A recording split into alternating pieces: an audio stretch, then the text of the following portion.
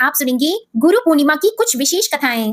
आषाढ़ मास की पूर्णिमा को गुरु पूर्णिमा के रूप में मनाया जाता है। इस बार गुरु पूर्णिमा 21 जुलाई दिन रविवार को मनाई जाएगी। गुरु पूर्णिमा के दिन गुरु के आशीर्वाद से धन, संपत्ति, सुख, शांति और वैभव का वरदान पाया जाता है। इस दिन श्री वेद व्यास जी का जन्म हुआ था, इसीलिए इसे व्यास पूर्णिमा भी कहा जाता है। हिंदू धर्म में गुरु पूर्णिमा का विशेष महत्व माना गया है कि गुरु का स्थान सर्वश्रेष्ठ होता है। गुरु का पद भगवान से भी ऊपर माना जाता है। ऐसा इसलिए है क्योंकि वह गुरु ही होता है जो व्यक्ति को अज्ञानता के अंधकार से उबारकर सही रास्ता दिखाता है।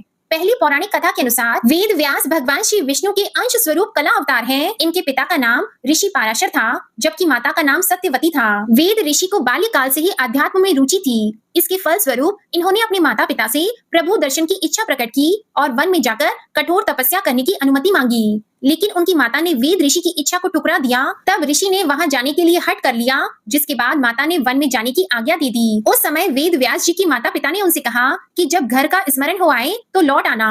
इसके बाद वेद व्यास जी तपस्या के लिए वन में चले गए और वन में जाकर कठिन तपस्या करने लगे। इसके पुण्य प्रताप से वेद व्यास को संस्कृत भाषा में प्रवीणता हासिल हुई। इसके बाद इन्होंने वेदों का विस्तार किया और महाभारत, 18 महापुराणों सहित ब्रह्म सूत्र की भी रचना की। इन्हें बादरायण भी कहा जाता है। वेद व्यास को अमरता का वरदान प्राप्त है, अतः आज भी वेद व्यास किसी न किसी रूप में हमारे बीच में उपस्थित हैं। अब मैं आपको जो कथा सुनाने जा रही हूँ वह उस काल की है जब शिक्षा ग्रहण करने के लिए स्कूल और कॉलेज नहीं हुआ करते थे। उस समय शिक्षा ग्रहण करने के लिए गुरु के आश्रम जाना होता था। यह कथा है महर्षि धौम्य के शिष्य आरुणि की। इस कथा के अनुसार आरुणि महर्षि आयुधौम्य की शिष्य था और उनके आश्रम में रहकर शिक्षा प्राप्त किया करता था। पांचाल देश के रहने वाले आरुणि के लिए गुरु का आदेश पत्थर की लकीर हुआ करता था। वे आज भी अपनी गुरु भक्ति और आज्ञाकारिता के कारण जाने जाते हैं। महर्षि आयुधौम्य के आश्रम में छात्र शिक्षा प्राप्ति के अलावा आश्रम के कार्यों और गुरु सेवा में संलग्न रहते थे। सबके कार्य विभाजित थे। कोई कृषि का काम करता था तो कोई पशुओं को चराने का कार्य करता था और कोई बागवानी का। सभी छात्र विभिन्न कार्यों की जिम्मेदारी उठाया करते थे। उन दिनों खेत में चावल की फसल बोई गई थी, जिसके लिए पानी की पर्याप्त मात्रा खेतों में एकत्रित होना अति आवश्यक था। सब वर्षा की प्रतीक्षा कर रहे थे।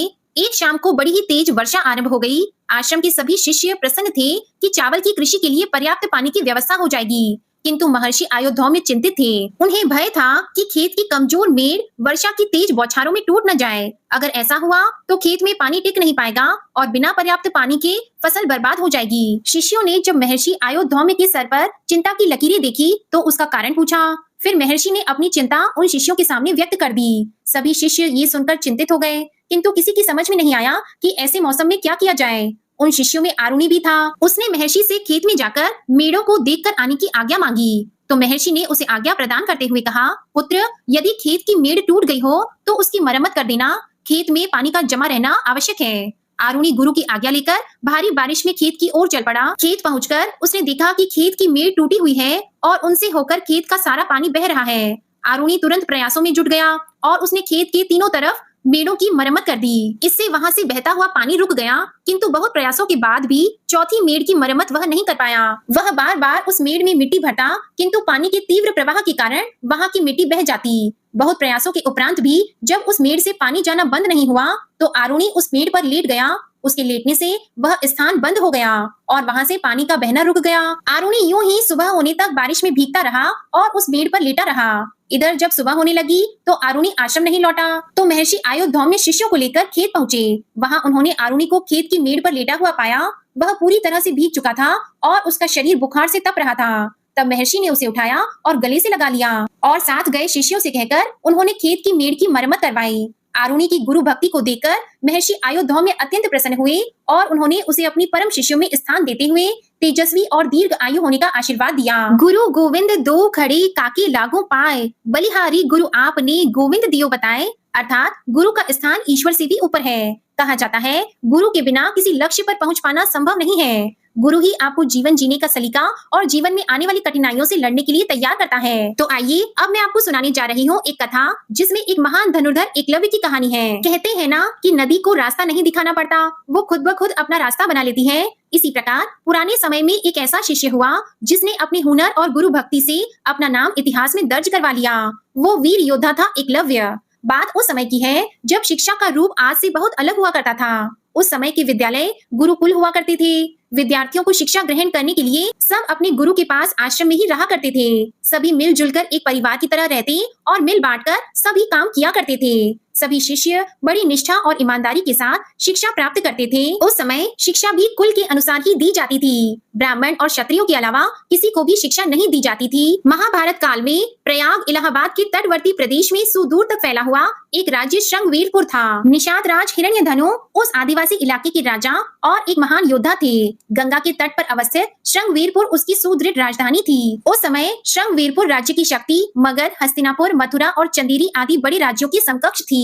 निषाद राज हिरण्यधेनु और रानी सुलेखा व उनकी प्रजा सुखी और संपन्न थी। निषाद राज हिरण्यधेनु की रानी सुलेखा ने एक पुत्र को जन्म दिया जिसका नाम अभिद्युम्न रखा गया। बचपन में वह अभय के नाम से जाना जाता था। बचपन में जब अभय शिक्षा के लिए अपने कुल के गुरुकुल में गया तो अस्त्र शस्त्र विद्या में बालक की लग्न और एक निष्ठा को देखते हुए गुरु ने बालक को एकलव्य नाम से संबोधित किया। सारी शिक्षा प्राप्त करके एकलव्य जब युवा हो गया तब उसका विवाह हिरण्यधनु के एक निषाद मित्र की कन्या सुनीता से हुआ। एकलव्य को अपनी धनुर्विद्या से संतुष्टि नहीं थी। इस कारण धनुर्विद्या की उच्च शिक्षा प्राप्त करने के लिए उसे एक समय धन और विद्या में दक्ष गुरु द्रोण के पास जाने का फैसला किया।